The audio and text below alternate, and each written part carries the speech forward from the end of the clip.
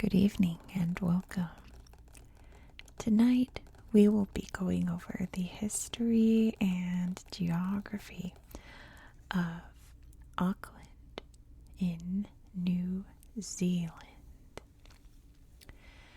Auckland is located on the North Island of New Zealand.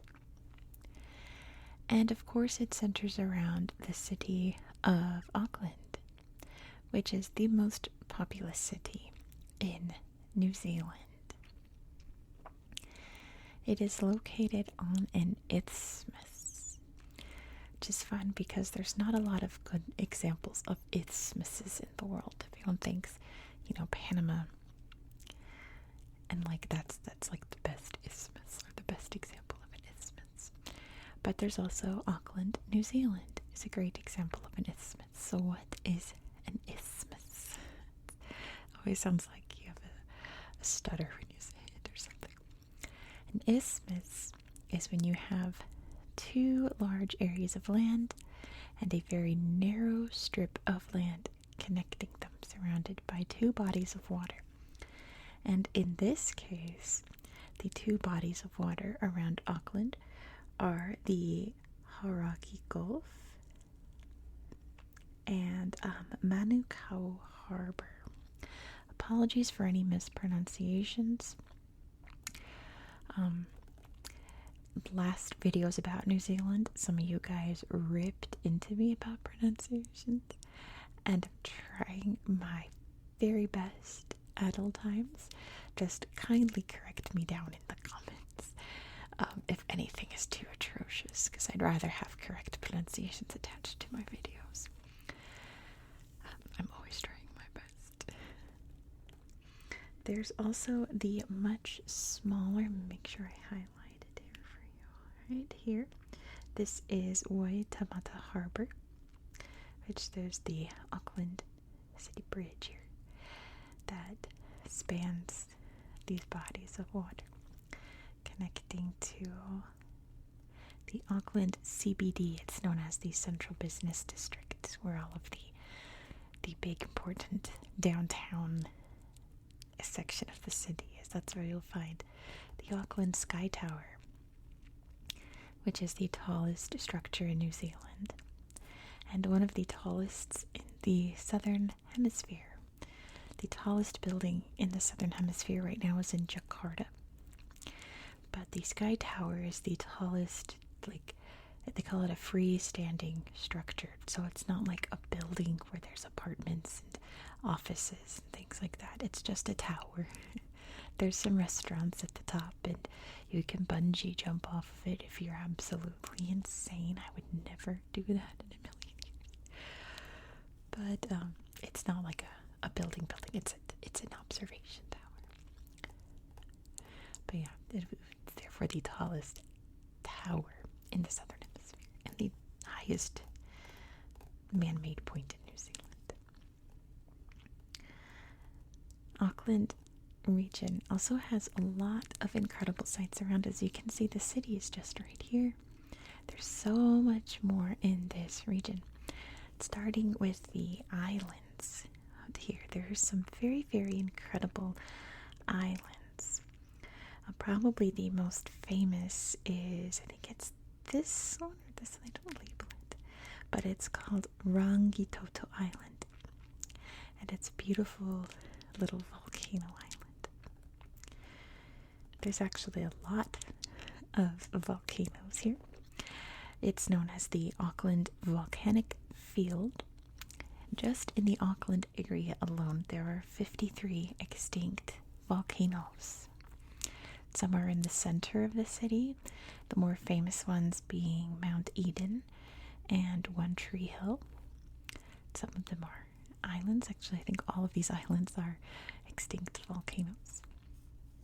There's just many, many, many to be found throughout the area. New Zealand in general is very seismically active. Lots of earthquakes, volcanic activity, hot springs, things like that. There's also lots of beautiful nature in the area. Over here, we have the Waitakere Ranges. I'm sorry, looking at my notes. Waitakere Ranges National Park.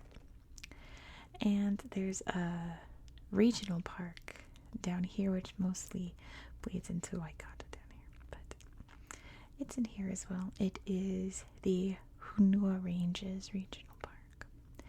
Some of the more mountainy, hilly areas of Auckland, which again are volcanic in nature. And of course, there's beautiful beaches all along the coastline, lots of gorgeous nature all throughout the area. We will take a look at it on Google Earth after we talk about the history of this area and how it got to be what it is today. The region was first settled probably around the year 1350, so there were no humans in the islands of New Zealand until that time. The Maori discovered the islands and settled it, creating their own very distinct culture, traditions, and tribes. There's many different tribes. And they didn't always get along, so to say. There were conflicts in the area between the various tribes that lived in the region, but it really came to a head when they made contact with the Europeans, because the Europeans traded them guns, basically. And a conflict broke out on the island known as the Musket Wars, because now when the tribes had muskets, the wars escalated and became excessively violent, and was a long series of civil wars between the different Maori tribes throughout New Zealand, or Aotearoa as they would say. Auckland was first established in 1840. This was after the Treaty of Waitangi, which was an agreement between the European settlers and the Maori over how land distribution was going to work. It was, at the time, I'm sure, the British settlers thought they were being very clever and very conniving, and that they lied a lot, basically. They made it sound very formal and very equality centered, like the Maori's land would be respected. They weren't planning on doing that at all. They were planning on stealing as much as possible. Repercussions of that are still going on today. There's still lots of talks around the Treaty of Waitangi, which officially established New Zealand as its own country, sort of thing. So after the Treaty of Waitangi, Auckland became a British settlement, you could say. But it was made the capital of New Zealand the following year in 1841. The previous capital was Russell, which, let me see on the map. I think we can actually see Russell on this map up here. Russell is... I thought I saw it up here. Hold up. Russell is up here. Here it is, Russell.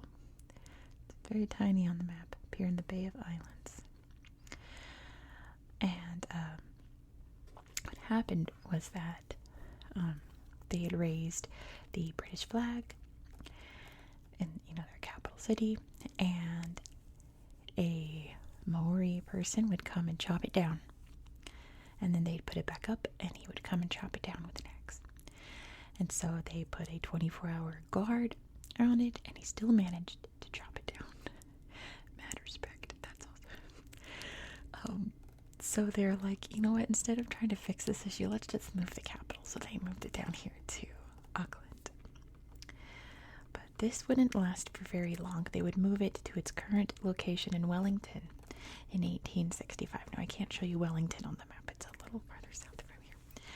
But Wellington's perfect because it is on the southernmost part of the North Island and almost very nearly touching the South Island. So it's kind of pretty much as close to the middle of New Zealand as you can get. So that was made the capital. It's more centralized. And poor Auckland was left to do its own thing, and it certainly did.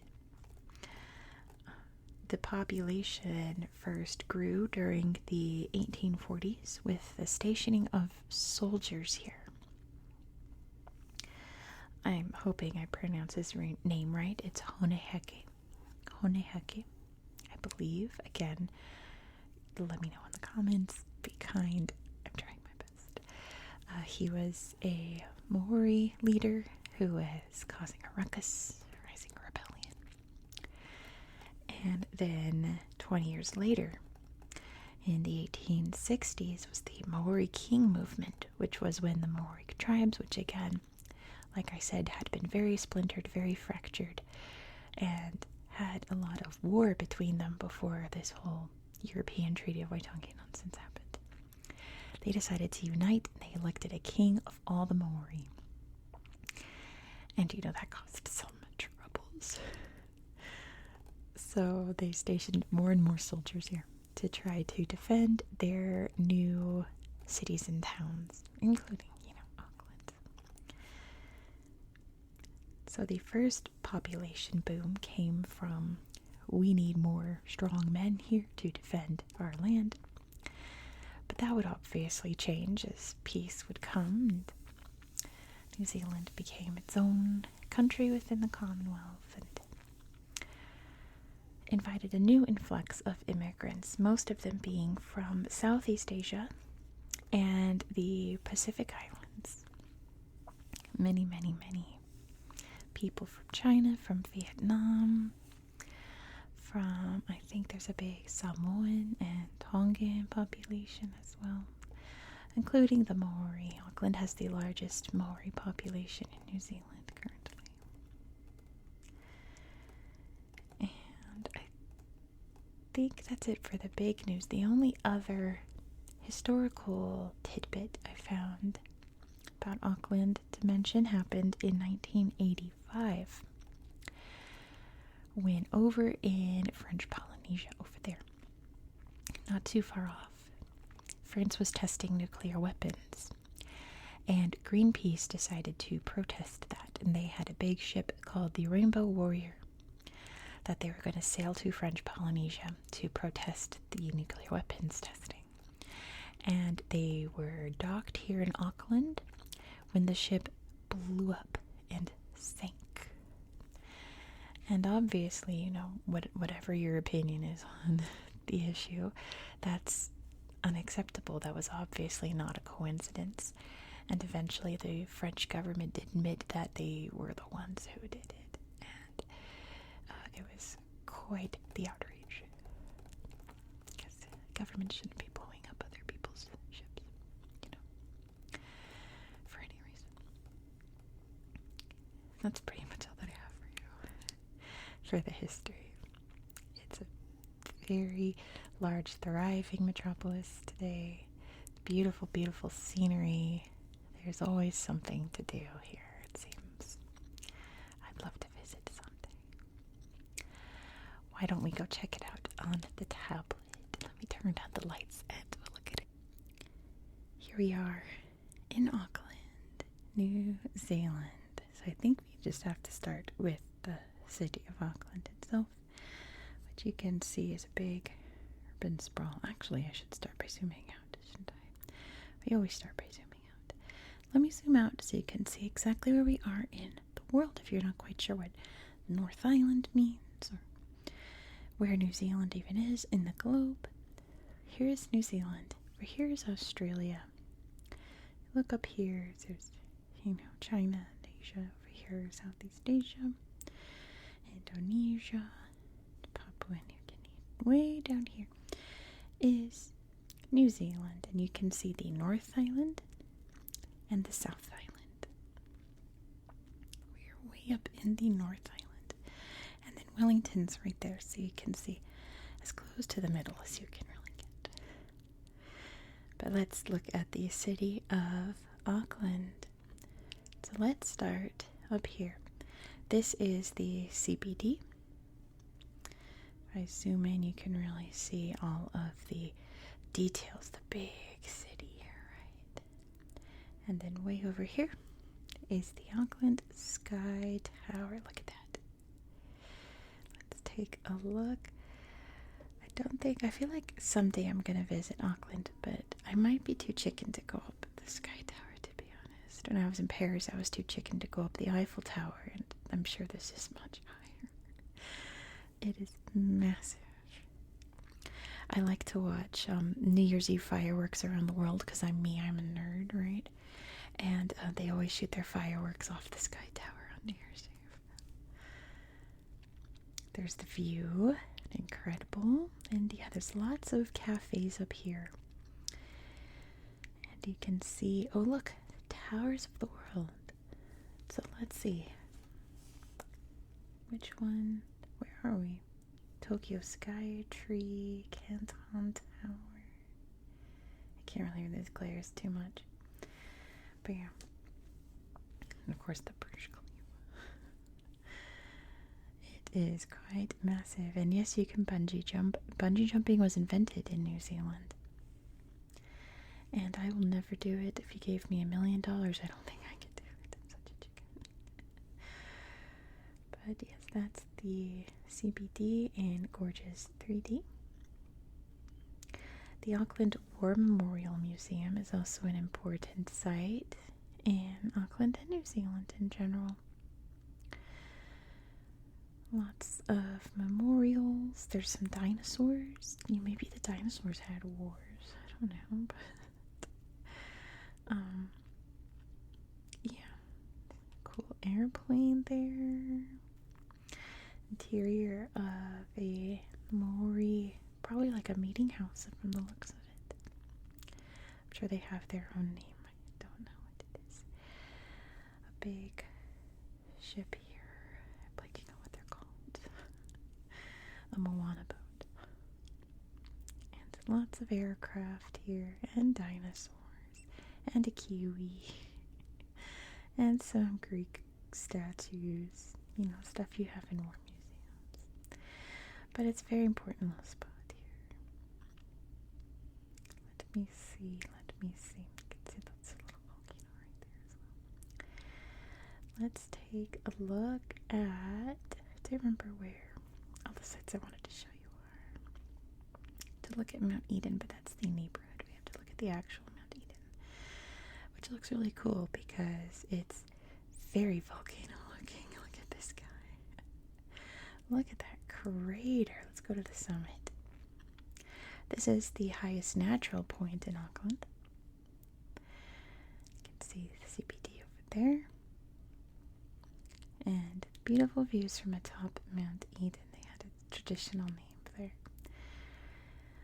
Again, I'm not going to try to pronounce because you guys ripped into me on previous New Zealand videos. I'm not even going to try. I'm probably super wrong. But we also have One Tree Hill that I should show you, which I don't remember where it is. I think I have it saved in my search. Some spoilers there for you for next video. One Tree Hill is over here. Just another little volcanic area here. But I'm put in 3D so you can really see the hill there. There's a big overlook which has a big obelisk on top. This was, from what I read a little bit about this week, a little bit about this part and how it was a sacred hill for the traditional Maori. I'm always nervous saying it because you guys ripped into me last time. Look at all the sheepies. But one of the first settlers of Auckland just thought an obelisk would look really cool on this hill. And I guess it was like his dying wish to have it built. So they did, and it looks like that. How fun to see all the sheep grazing just in the middle of the biggest city in New Zealand, right? And cows too, very sweet. Speaking of the volcanoes, I gotta show you Rangitoto Island, which just looks like I don't know, looks like a James Bond villain would have a secret base here. It's just like a perfect little volcano island. Check it out. It's very beautiful and lush too. Gorgeous nature here. And then this is a cool slideshow of the lava caves. Lava caves are a little eerie, but very cool to look at. Very, very beautiful island. Another big tourist island from my research. I mean, they're all big tourist islands, but Waiheke Island is also a big one with lots to see and do. You can see all the, I should have mentioned that before, all of the sailboats and yachts and things out here. Auckland is known as the City of Sails because of all the various ships docked in the harbor. And they have big races and cups and things. To show you the, I wonder if we can see a bunch of boats and ships. Here's the Maritime Museum. Here's the big bridge. There's quite a bit. Lots and lots and lots. The Auckland Harbor Bridge. Let's see. This is one of the places in the world where you could just play around all day. There's always something to see. Let's look at this regional park. I guess I said it was a national park at the beginning. I apologize. Apparently it is a regional park. I wrote it wrong in my notes. But this place to me is very, very important. Because I pulled up this picture and I said, I know this image very well. This place right here is very near and dear to my heart. And I remembered because I am a sad Carib that this is where Taeyeon from Girls' Generation filmed her music video for her song I recognized it instantly, you guys. That is the most gorgeous music video, not just like K-pop video, but just video in general. It makes me cry every time I watch it. It's so beautiful and freeing and just makes me feel like I could fly. It's so gorgeous, and the landscape really, really feeds into that. You know, they got the drones going around here. And I'm like, I'm pretty sure this is where they filmed Taeyeon. And I looked it up, and for sure it is. I knew it instantly. I'm like, that's from Taeyeon's video. I love Girls' Generation, by the way. So on forever. Anyway, down here, make sure I'm not going too far south. Here's the Hunua Ranges Regional Park, which also has just absolutely gorgeous scenery, beautiful waterfalls and lakes and trees. All just beautiful landscape. It's New Zealand. Is there a corner of New Zealand that is ugly? I don't think so. At least natural corner, right? It's all beautiful. It's all magical, right? It's Middle Earth. It's all gorgeous all the time. Just a beautiful little spot. Let's end this video on a beach. I think. I'm gonna find a beach. We haven't looked at any beaches. There's lots of areas over here. Orrery Point Beach Reserve. Close enough. Here we go. That's a beach. That's good enough. So, thank you so much for watching. If you enjoy this style of content, please consider subscribing. This is an ongoing series on my channel. If you enjoyed New Zealand, Australia is going to come up in a few days, but next we're actually going to Latvia. And I know you want to see this one because we're going to see the biggest boulder in Latvia. Wow. You don't want to miss the biggest boulder in Latvia, do you? So be sure to subscribe so you won't miss out. I hope that you found this video to be relaxing and educational. Let's look at one more. Let's look at Tutu Raope. There's no pictures. That's unfortunate. About this one. And I hope that you have a good